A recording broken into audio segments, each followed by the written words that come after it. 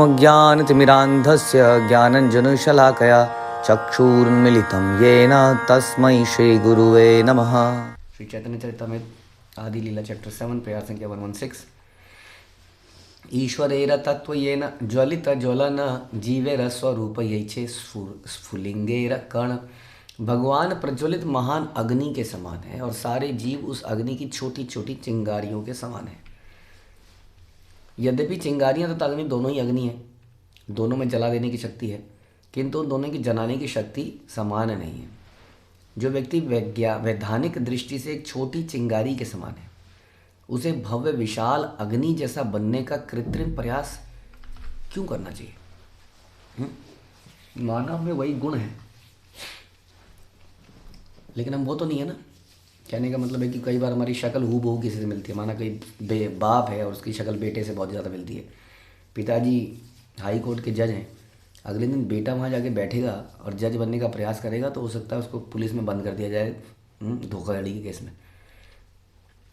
वो ऐसा लगता ज़रूर है, लेकिन वैसा तो नहीं है ना। उसके बाद वो योग्यता नहीं है, वो शक्ति नहीं है जो पिताजी के पास थी। वैसे बता रहे हैं कि जीवात्मा जो है भगवान के जैसी ही सनातन है, उसका भी कभी अंत नहीं होता है, मृत्यु नहीं होती है, लेकिन उसका जो शक्ति है वो बहुत बहुत लिमिटेड है। जैसे कि एक चिंगारी की शक्ति लिमिटेड होती है एज़ कम्पेयर टू द अग्नि। तो उसको ऐसा बनने का प्रयास भी नहीं करना चाहिए, ऐसा अज्ञान के कारण होता है। अतः मनुष्य को समझ लेना चाहिए कि न तो पूर्ण पुरुषोत्तम परमेश्वर को, न ही स्फुलिंगवत जीव को भौतिक पदार्थ से कुछ लेना देना है। दोनों को कुछ लेना देना नहीं है वास्तव में। किंतु जब आध्यात्मिक स्फुलिंग भौतिक जगत के संपर्क में आता है तो उसका अग्नित्व गुण समाप्त हो जाता है, उस पर आवरण आ जाता है, वो ढक जाता है,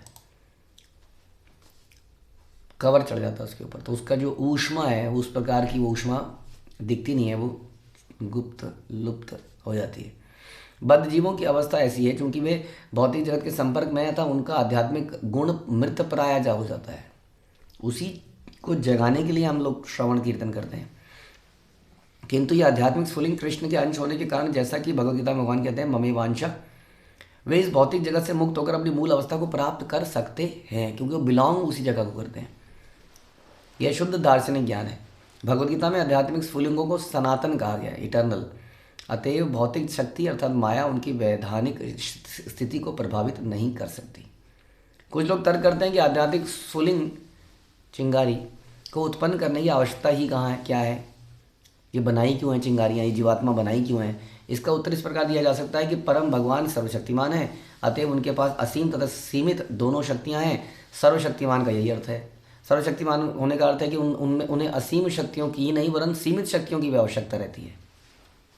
सीमित शक्तियाँ कौन? हम जैसे। इस तरह अपनी सर्वशक्तिमता प्रदर्शित करने के लिए वे दोनों का प्रदर्शन करते हैं। अभी कंपनी में या कोई बड़ा आदमी है, वो अकेले ही सब कुछ कर सकता है देखा जाए तो, लेकिन फिर भी कई लोग उसके कंपनी को संभालते हैं, कई मैनेजर्स हैं, एम्प्लॉयज़ हैं, प्लस कुछ लोग तो उसके घर में इधर उधर घूमने के लिए ही हैं बस। हम एक बड़े व्यक्ति के घर में गए थे, उसमें हमने हिसाब लगा रहे थे कि 12 से 15 नौकर थे। एक बच्चे के साथ एक नौकर था, हर बच्चे जिस घर में जितने बच्चे हैं उनके साथ भी एक नौकर था।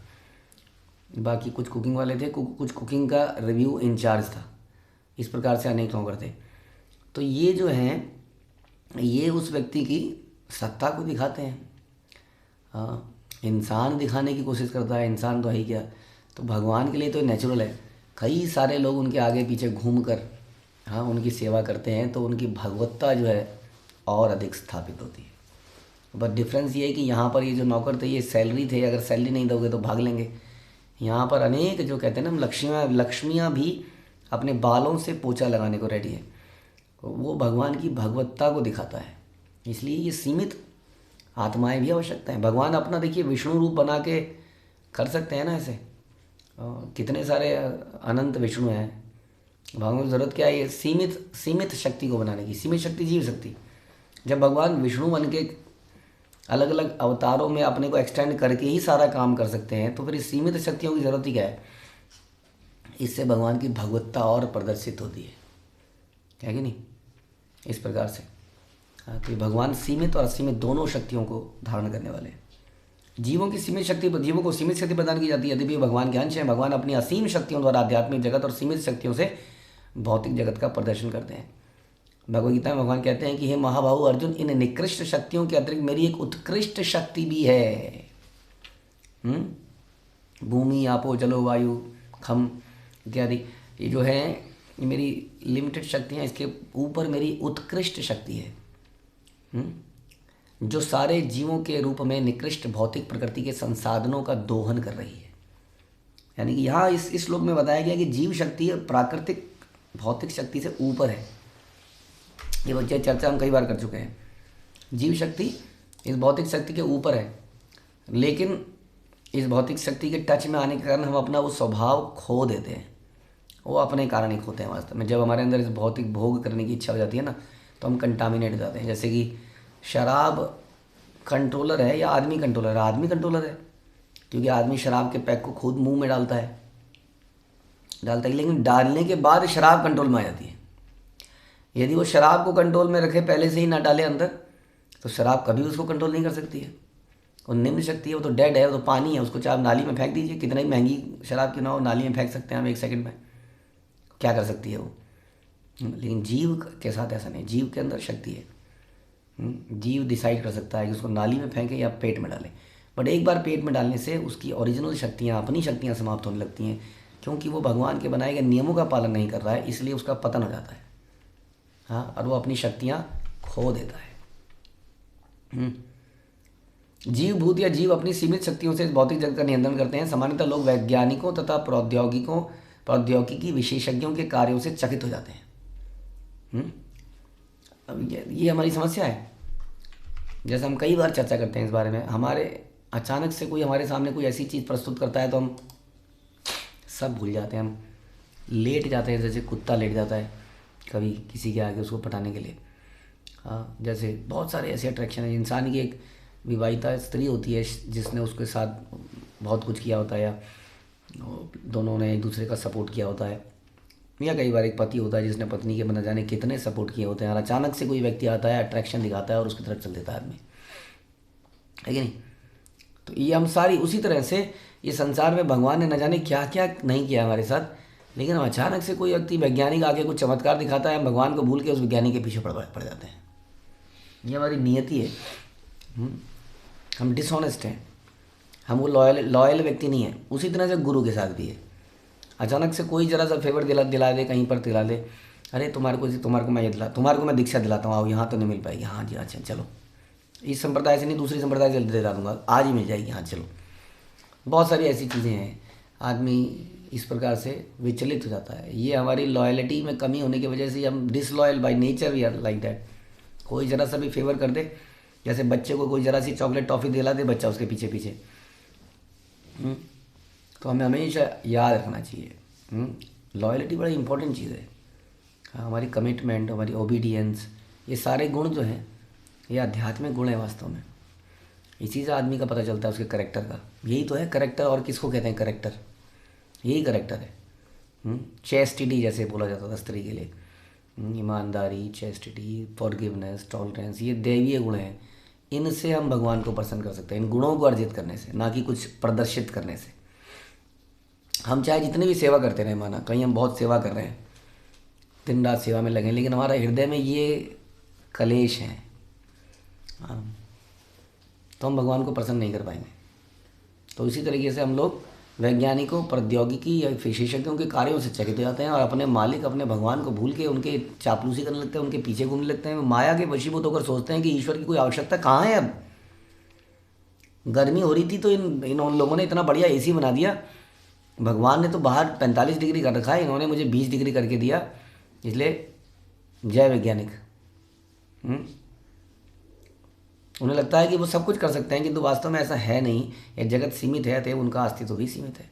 ये उसी तरह से हो गया जैसे पिताजी ने एक बच्चे को दंड देने के लिए उसको कोने में बंद कर दिया कि खाना नहीं मिलेगा। माँ आई, मैंने कहा ले तेरा बाप तो ऐसे बोलता रहता है, ले तू खा। अब भगवान ने गर्मी करी तो किसी कारण से गर्मी करी, हमें उसको चुपचाप सहन करना है, क्योंकि भगवान के द्वारा दिया गया दंड हमारे लाभ के लिए है, हमें शुद्ध करने के लिए है। लेकिन उसके ऊपर से एक लोग आ गए और इन्होंने हमें ऐसी कन्वीनियंस दी, तो हमने हरे कृष्णा छोड़ के जय वैज्ञानिक करना शुरू कर दिया। इस भौतिक जगत की हर वस्तु सीमित है, इसलिए सृजन, पालन और संहार होता है, किंतु असीम शक्ति वाले जगत में, आध्यात्मिक जगत में, ना तो सृजन है ना संहार है। अब इस भौतिक जगत की हर वस्तु सीमित है, इसका क्या मतलब है कि भगवान के पास पैसे खत्म हो गए थे, असीमित आध्यात्मिक जगत बनाने के बाद भगवान शायद लुट गए थे, तो उन्होंने बड़ा मुसीबत में इस जगत को बनाया जहाँ हर चीज़ की कमी है। ऐसा है नहीं। कई बार हम ये पढ़ते हैं, सुनते हैं कि वास्तव में ये जो मेटीरियल वर्ल्ड है, हमें कई साइंटिस्ट ने ये भी थ्योरी करके बताई कि ये इतना वास्ट है ये संसार कि हम कितना भी कार्बन छोड़ दें इस संसार को कंटामिनेट कर नहीं सकते। हम कितना भी हम आग जला लें लेकिन ग्लोबल वार्मिंग हम कर नहीं सकते हैं, ये इतना वास्ट है। ये सब तो आता है इसलिए क्योंकि हमारे कर्म घटिया हैं, तो उसका रिएक्शन हमें मिलता है। नहीं तो भगवान की बनाई सृष्टि को मानव वास्तव में बिगाड़ भी नहीं सकता है, अगर वो बिगाड़ना भी चाहे तो, है ना। और भगवान का क्या है, हर कलयुग के बाद भगवान फिर से सब कुछ स्थापित कर देते हैं और इतने बढ़िया पेड़ पौधे, नाले, फिर नदी नाले फिर से हो जाते हैं सतयुग में। तो भगवान के लिए तो 2 मिनट का खेल है। जैसे कोई बच्चा गलत आकृति बना लेता है मड से, क्ले से, कोई बड़ा आदमी आएगा उसके छोटे छोटे टुकड़ों को उठाएगा, ऐसे करेगा और बढ़िया सी आकृति बना देगा, लो बेटा ये लो। तो ये कोई बड़ी चीज़ नहीं है भगवान। हम प्रकृति को नुकसान भी नहीं पहुंचा सकते हैं, लेकिन हमारा दायित्व तो बनता है कि हम उसको वैसे यूज़ करें जैसा भगवान ने हमें बताया है। यदि भगवान के पास सीमित और असीमित दोनों प्रकार की शक्तियाँ ना होती तो सर्वशक्तिमान कैसे कहलाते। वे बड़े में सबसे बड़े और छोटे में सबसे छोटे बन जाते हैं। वे जीवों के रूप में छोटे से छोटे भी है और कृष्ण के रूप में बड़े से बड़े हैं। यदि ऐसा ना होता तो इसका नियंत्रण करना हो तो परम नियंता की धारणा कैसी होती। मतलब कोई तो नियंत्रित होना चाहिए। जैसे कहते हैं ना, एक मैनेजर है जी। आजकल दुनिया में क्या है, आप लोगों को पता ही होगा, हम लोग ऑफिसों में काम करते हैं, आई एम मैनेजर। कितने लोग हैं आपके अंडर? मैं खुद ही हूँ जी। क्या करते हैं, फाइल भी लाता हूँ, फाइल क्रिएट भी करता हूँ, मेल भी करता हूँ, जाके रिपोर्ट भी करता हूँ, बट मैं मैनेजर हूँ। क्या मैनेज कर रहे हैं? मैं अपने आप को मैनेज कर रहा हूँ ना। हाँ, तो फिर मैं ऐसा मैनेजर, तो मैनेजर कैसा मैनेजर है? मैनेजर मतलब कुछ लोग होने चाहिए उसके अंडर में। वैसी परम नियंता, उस नियंता के अंतर्गत अगर कुछ सीमित शक्ति वाले लोग नहीं हुए तो उसका वो ऑपुलेंस नहीं दिखता है। इसलिए चिंगारियाँ होनी चाहिए भगवान के आसपास, हम जैसी चिंगारियाँ जो उनके चरणों को चाट रहे हों, हाँ, उनको ऑफरिंग कर रहे हों, तब लगता है यस। तो इसलिए भगवान अगर इसलिए बार बार बता रहे हैं कि अगर ऐसा कोई ना हो जिसका नियंत्रण करना है तो परम नियंता क्या कहा जाएगा उसको, है ना। फिर भगवान भी कहेंगे, जैसे मैनेजर कहता है मैं अपने आप को नियंत्रित कर रहा हूँ, भगवान कहेंगे मैं विष्णु को नियंत्रित कर रहा हूँ। मैं ही तो हूँ विष्णु भी, मैं अपने आप को नियंत्रित कर रहा हूँ, तो मज़ा नहीं आएगा ना। तो जिस प्रकार की प्रजा के बिना कोई राजा का अर्थ ही नहीं है। यदि सारी प्रजा राजा बन जाए तो फिर राजा और सामान्य जनता में अंतर क्या रह जाएगा। अतः परम नियंता होने के लिए भगवान को नियंत्रण में रखने के लिए सृष्टि की आवश्यकता है। जीवों के अस्तित्व का मूल सिद्धांत चिद विलास अर्थात आध्यात्मिक आनंद कहलाता है। अब पिताजी बच्चे पैदा करते हैं, पिताजी माताजी। अब आध्यात्मिक जगत में तो, या डिवोटी वर्ल्ड में जो शुद्ध डिवोटी हैं, वो तो उसको गुरु और मिशन की सेवा के लिए बच्चा पैदा करता है। नहीं तो दुनिया में 99.99% बच्चा करते हैं कि हमारे आसपास कुछ होंगे जो हमें बोलेंगे पापा पापा मम्मी, हाँ, फिर हमको उनके लिए कुछ लाएंगे खिलौने। तो we will have that feeling of creator, producer, maintainer. हाँ, अपने बच्चों के प्रोड्यूसर, मेंटेनर, केयर टेकर, एक अच्छी फीलिंग आती है। हाँ, तो इसको ये विकृत रूप है ना संसार में, हम ऐसा बनना चाहते हैं। ओरिजिनल फीलिंग भी इसका मतलब है वो है भगवान से। तो भगवान के साथ भी ये आनंद आता है भगवान को, इन बच्चों को मेंटेन करने में। भक्त वत्सल भगवान, भक्तों के साथ संबंध बनाने वाले इस प्रकार के अलग अलग प्रकार के भी जीवात्माओं से संबंध बनाते हैं। माधुरी है, वात्सल्य है, साख्य है, दास्य, आनंद का विषय बन जाता है, जो कि जीवात्माओं के साथ ही पॉसिबल है। विष्णु के साथ क्या संबंध बनाएंगे, राइट। तो इसलिए ये आध्यात्मिक आनंद के लिए, चिद विलास के लिए ये सारा जगत और ये सारी आत्माएं बनती हैं। सर्वशक्तिमान भगवान अपनी आनंददायिनी शक्ति जीवों के रूप में प्रदर्शित करते हैं। वेदांत सूत्र में भगवान को आनंदमय अभ्यासात कहा गया। वे स्वभाव से समस्त आनंद के आगार हैं, भंडार हैं। और चूंकि वे आनंद को भोगना चाहते हैं, इसलिए उन्हें आनंद देने के लिए या आनंद के लिए प्रेरित करने के लिए शक्तियाँ तो चाहिए। परम सत्य विषय की पूर्ण दार्शनिक सिद्धांत है।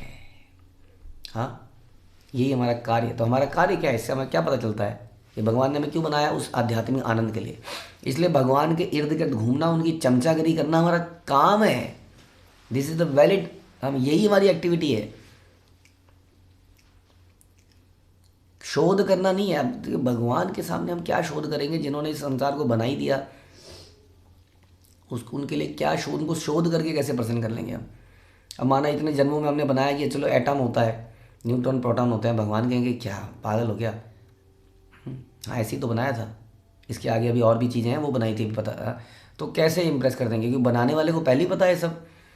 हाँ, लेकिन उस बनाने वाले के इर्द गिर्द घूमेंगे। हाँ, जैसे कोई बच्चा है, ऑफिस से पापा आएंगे, पापा आ गए, पापा आ गए, पापा आ गए, उसके 2-4 चक्कर लगाएगा, पापा का ऐसे करेगा, गोदी में उठा लो तो पापा का प्रसन्न हो जाएंगे।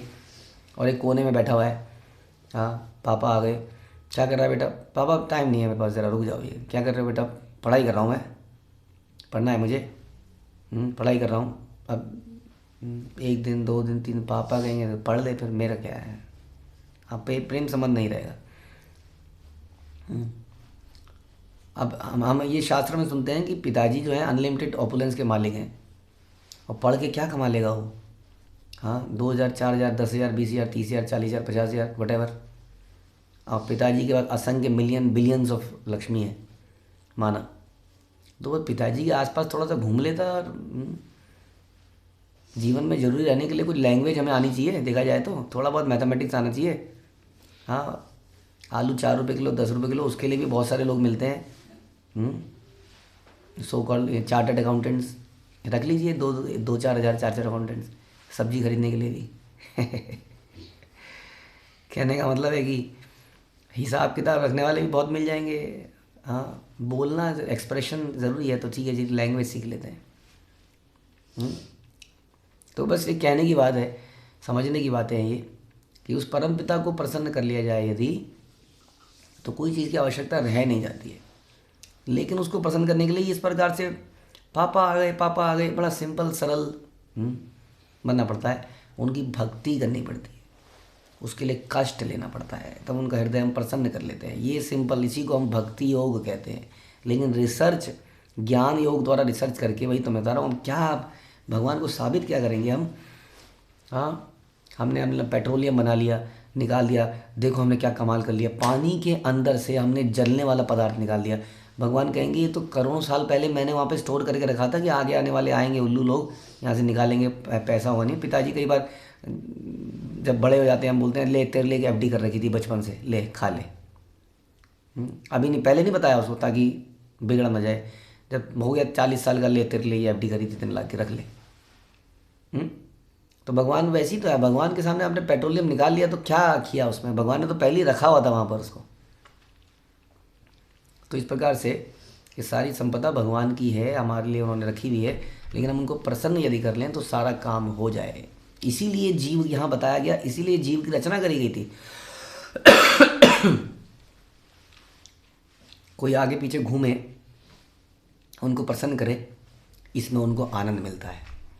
अब इसमें आपको जो सोचना है सोच लीजिए, कैसा भगवान है। कोई आगे पीछे घूमे तो आनंद होता है, आपको नहीं आता। आपके बच्चे आगे पीछे घूमते हैं तो आपको आनंद नहीं आता, आपके गले लग जाते हैं तो आपको आनंद नहीं आता। हाँ, तो फिर तो उस परम भगवान को क्यों नहीं है, उनको भी वो तो उन्हीं से, तो उन्हीं के आनंद से ही तो आपका आनंद निकला है। हम कितने अपने बच्चों में कितना जीवन को बिल्कुल डुबो सा लेते हैं, उनकी फ़ोटोएँ जेब में हर जगह लेके घूमते हैं। Then what about that Krishna, जिनके हम बच्चे हैं और उनको भूले बैठे हैं। इसलिए हमारा उत्पत्ति इसलिए हुई थी। जीव तत्व शक्ति कृष्ण तत्व शक्तिमान, गीता विष्णु पुराण आदि ताहते प्रमाण। सारे जीव शक्तियाँ हैं, शक्तिमान नहीं, शक्तिमान तो कृष्ण है। इसका बहुत ही स्पष्ट वर्णन भगवद गीता, विष्णु पुराण तथा अन्य वैदिक साहित्यों में किया गया है। प्रभाव बता रहे हैं कि जैसा पहले बताया जा चुका है, आध्यात्मिक ज्ञान की प्रगति पथ पर 3 प्रस्थान होते हैं: न्याय प्रस्थान, वेदांत दर्शन, श्रुति प्रस्थान, उपनिषद एवं वैदिक मंत्र तथा स्मृति प्रस्थान, भगवद गीता, महाभारत और पुराण आदि। दुर्भाग्यवश मायावादी दार्शनिकों को स्मृति प्रस्थान स्वीकार्य नहीं है। भगवद गीता, महाभारत, पुराण वैदिक साक्ष्यों पर आधारित निष्कर्ष स्मृति कहलाते हैं। कभी कभी मायावादी दार्शनिक भगवद गीता और पुराणों के प्रमाण को मानते ही नहीं है। इसे अर्ध कुकुट्टी न्याय या आधी मुर्गी तक तर्क कहा जाता है। यदि कोई वैदिक साहित्य में विश्वास करता है तो उसे महान आचार्य द्वारा मान्य सारे वैदिक साहित्य को स्वीकार करना पड़ेगा। केवल मुर्गी के पीछे वाला हिस्सा नहीं जिससे अंडा निकलता है। किंतु मायावादी दार्शनिक केवल न्याय प्रस्थान, श्रुति प्रस्थान को ही मान्यता देते हैं और स्मृति प्रस्थान का बहिष्कार कर देते हैं। किंतु यहाँ पर श्री चैतन्य महाप्रभु गीता, विष्णु पुराण इत्यादि से साक्ष्य देते हैं जो स्मृति प्रस्थान है। ये भगवान ही कर रहे हैं ऐसा। Chaitanya Mahaprabhu is always discussing Bhagavad Gita और भागवतम, ऑलवेज ऑलवेज ऑलवेज, जो कि स्मृति प्रस्थान है। इसलिए इसको कैसे इग्नोर किया जा सकता है? बल्कि ऐसा लगता है कि यही तो निष्कर्ष है, यही तो निचोड़ है जो कि ऐतिहासिक घटनाओं से प्रस्तुत किया जाता है, जैसे महाभारत, हाँ, जैसे रामायण, हाँ, उनमें से ये घटनाओं से ये प्रमाणों को साबित किया जाता है। कोई टीचर है जो कि केवल ज्ञान देता रहे और एग्जाम्पल ना दे, वो टीचर बेकार हो जाता है, उसको समझ नहीं आता सामने वाले को। तो स्मृति आर लाइक दैट एग्जाम्पल्स, जिससे प्रमाणों को साबित करने में मदद मिलती है, सामने वाले को समझ भी आता है। लेकिन ये कोई कहानियों के थ्रू प्रस्तुत नहीं किया है, ये घटनाओं, ऐतिहासिक घटनाओं के थ्रू प्रस्तुत किया गया है स्मृति प्रस्थान में। ये इनको नकारा नहीं जा सकता। इसलिए चैतन्य महाप्रभु भगवद गीता का श्लोक उद्धृत करते हैं, अपरायमितः तु अन्याम प्रकृतिम विद्धि में पराम जीवभूता महाबाहो यया इदम धार्यते जगत। हे महाबाहु अर्जुन, इस अपरा निकृष्ट शक्तियों के अतिरिक्त मेरी एक परा उत्कृष्ट शक्ति भी है, जो उन सारे जीवों के रूप में है, जो इस भौतिक निकृष्ट प्रकृति के संसाधनों का दोहन कर रही है। फिर से बताया कि हम लोग क्या हैं? भूमि, आपो, नलो, वायु, खम, ये 5 हैं परम सत्य की स्थूल शक्तियाँ हैं, ग्रॉस मटेरियल एलिमेंट्स। इनके अतिरिक्त 3 सूक्ष्म भी हैं, मन, बुद्धि, अहंकार। इस तरह सारा प्रकट विश्व 8 शक्तियों में बटा है, 5 स्थूल और 3 सूक्ष्म। जैसा कि भगवद गीता में बताया गया कि मम माया दुरत्या, अपरा शक्ति माया इतनी प्रबल है कि यद्यपि जीव का इससे कोई संबंध ही नहीं है, किंतु इसकी प्रबल शक्ति से जीव अपनी वास्तविक स्थिति को भूल जाता है और इसी से अपनी पहचान करने लगता है, फंस जाता है। जैसे मैंने पहले बताया ना, हमारी सुंदर सुशील पत्नी थी, लेकिन कोई इधर से निकली, मेरा उससे कोई संबंध नहीं था, लेकिन मैं फंस गया, उसके बाद मैं बेकार हो गया। ऐसी बता रहे हैं। कृष्ण स्पष्ट रूप से कहते हैं कि भौतिक शक्ति से परे एक उच्चतर शक्ति है जिसे जीव भूत कहते हैं। यह उच्चतर शक्ति भौतिक शक्ति के संपर्क में आकर सारे भौतिक जगत के कार्यकलापों का संचालन करती है, करना चाहिए संचालन, लेकिन एज गाइडेड बाई कृष्ण। हम ये नहीं कह रहे हैं माया से दूर भाग जाओ, माया, इसको हम दूर भाग नहीं पाएंगे हम, क्योंकि इसी माया के बीच में हम रह रहे हैं, लेकिन इसका संचालन करना पड़ेगा एज गाइडेड बाई कृष्ण, तो हम बचे रहेंगे। परम कारण तो कृष्ण है, जन्माद्यस्य था, जो विविध प्रकार की कार्यरत शक्तियों के उद्गम है। पूर्ण पुरुषोत्तम भगवान के पास अपरा तथा परा दोनों शक्तियाँ हैं। इनमें अंतर यही है कि पराशक्ति वास्तविक है। वास्तविक का मतलब होता है हमेशा इटर्नल है, जबकि अपरा शक्ति में जो भी पैदा हो रहा है वो आता है, जाता है, आता है, जाता है। इसलिए कई बार उसको नकली कहना गलत हो जाएगा। दर्पण या जल में पड़ने वाला सूर्य का प्रतिबिंब सूर्य जैसा प्रतीत होता है, किंतु सूर्य होता नहीं है।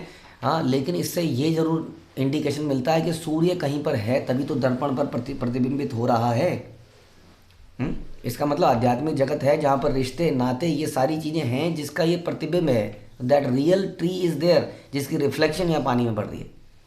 हाँ, इसी प्रकार इस भौतिक जगत का आध्यात्मिक जगत का प्रतिबिंब है। यह यथार्थ प्रतीत होते हुए भी यथार्थ नहीं होता, केवल क्षणिक है। जबकि आध्यात्मिक जगत सच्ची वास्तविकता है। यह भौतिक जगत अपने सूक्ष्म तथा स्थूल रूपों सहित आध्यात्मिक जगत का प्रतिबिंब है। जीव भौतिक शक्ति की उपज है ही नहीं, इसलिए आप कह ही नहीं सकते कि life comes from the matter. वह आध्यात्मिक शक्ति है वास्तव में, किंतु पदार्थ के संपर्क में आने से वो अपनी पहचान को भूल जाता है। जैसे अभी हम बार बार एग्जाम्पल ले रहे हैं। हाँ, हमारे दोस्त आते हैं कॉलेज में। हाँ, अब पिताजी ने हमें बड़ा स्ट्रिक्टनेस में रखा, तो दोस्त कहते हैं ले बेटा तू ये तेरे लिए मैं कपड़ा ले, आज शर्ट लेके आया हूँ, तेरे लिए ये लेके आया हूँ, ये लेके तेरे ले आके डंडी लेके आया हूँ, इस डंडी में थोड़ा दम मार। हाँ, पैसे मैं दूंगा, तू पैसे की चिंता मत कर। नशेड़ी लोग किसी को नशा कैसे सिखाते हैं पता है? फ्री में देते हैं पहले उसको। जैसे हम लोग अपनी संप्रदाय बढ़ाते हैं, वो भी अपनी संप्रदाय बढ़ाते हैं। उनका अच्छा लगता है उनको, कितने सारे कहते हैं मैं तेरे को दूंगा पैसे, चिंता मत कर। 1-2 महीने तक उसको सिगरेट या शराब पिलाएंगे, उसके बाद देना बंद कर देंगे। अब वो अपने आप किसी ना कहीं इस तरह से पैसे जुगाड़ करेगा। और ऐसी स्थिति आने पर क्या होता है, हम अपने माता पिता को भूल जाते हैं। कहते हैं ये मेरे अधिक मित्र हैं, देखिए ये मुझे सिगरेट दे रहा है, मुझे शराब दे रहा है, मुझे वहाँ घुमाने ले जा रहा है, मुझे खिलाने ले जा रहा है, तो हम कई बार अपने माता पिता, गुरु, इन सबको भूल जाते हैं आनंद मिलने पर सांसारिक, और अपनी पहचान भूल जाते हैं। इस तरह जीव अपनी पहचान पदार्थ के साथ करता है फिर, और प्रौद्योगिकी विशेषज्ञ, वैज्ञानिक, दार्शनिक आदि के वेश में भौतिक कार्यकलाप में उत्साह से लग जाता है। उसे बिल्कुल पता नहीं चलता कि वे तनिक भी भौतिक उपज है ही नहीं, उनका इन लोगों से कोई रिलेशन था ही नहीं। वो तो शुद्ध था, अपनी वास्तविक पहचान खो देता है, और धीरे धीरे इस जगत में उसको सर्वाइवल के लिए कठिन श्रम करना पड़ता है। अब उसको शराब और लत लग गई है उसको भौतिक भोगों की। अब उनको भोगों को प्राप्त करने के लिए वो कठिन परिश्रम करता है, पैसा कमाता है, चोरी करता है, डाका डालता है, जो भी करके दिन रात करके फिर उसको जब वो सिगरेट का धुआं उड़ाता है या शराब का पैक लेकिन वो थोड़ी देर में फिर उसके अंदर से व्याकुलता पैदा, इस प्रकार बता रहे हैं। ये ऐसे ही हम इस संसार में इसी तरीके से फंसे हुए हैं। हरे कृष्ण आंदोलन अथवा कृष्ण भावनामृत आंदोलन उसकी मूल चेतना को जागृत करने का प्रयास कर रहा है। उसको बता रहा है ये तुम्हारी आवश्यकता ही नहीं है, छोड़ दो इसको, ज़रूरत नहीं है तुम्हारी, तुम्हें ऐसा लग रहा है कि ये तुम्हारी आवश्यकता है। गगनचुंबी इमारतें, जैसे कि हमें जैसे इवन चाय पीने वाले को चाय छुड़ाई जाए तो बोला चाय के बिना तो मैं मर जाऊंगा। प्रभु जी, कई लोग हमें कहते थे कि चाय के बिना मुझे नींद आती है, मैं ऑफिस में काम ही नहीं कर पाऊंगा। कितने लोग बोलते थे, इससे ही पता चलता है कितना बड़ा नशा है ये।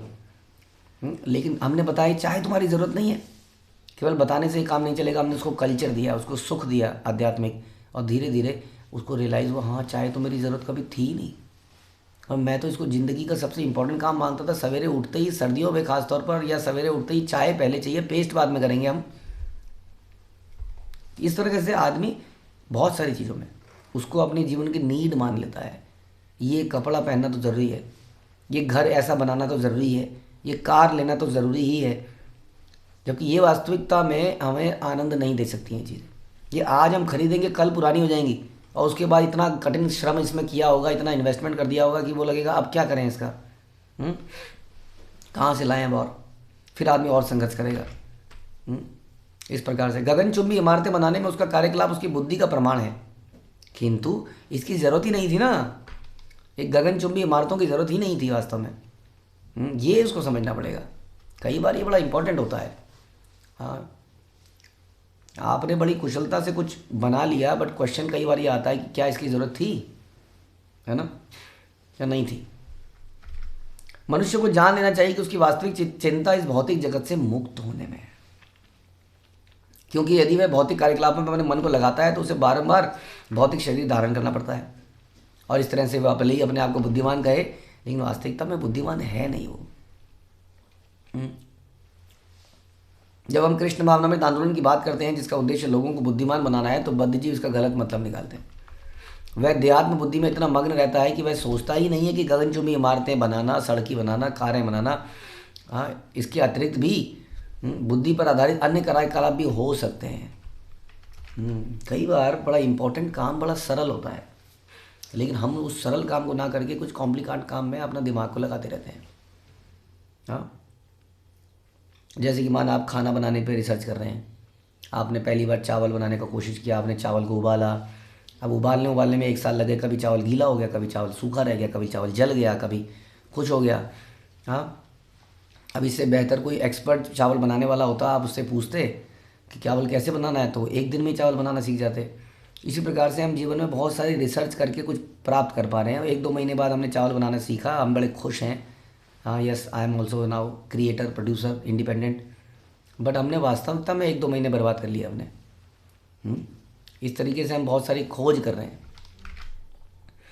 यह माया प्रहृत ज्ञान का, अर्थात माया के प्रभाव के कारण बुद्धि गंवा देने का प्रमाण है।